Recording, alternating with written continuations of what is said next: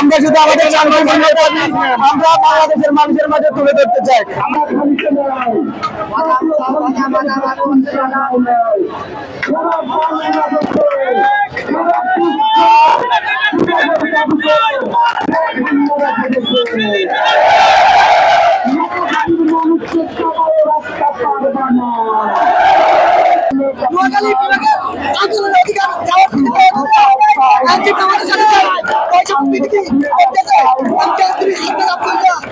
আমরা নোয়াখালী কোন দিক দিয়ে পিছিয়ে, কুমিল্লার থেকে আমরা মোটামুটি সব দিক দিয়ে আগে আছি।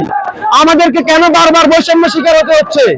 ওরা কথা বলে আমাদের এখানে কিছু নাই, আমাদের এখানে এমন কি নাই। আমরা নোয়াখালী সব দিক দিয়ে আলহামদুলিল্লাহ সব দিক দিয়ে আমরা উন্নতির দিক দিয়ে আছি।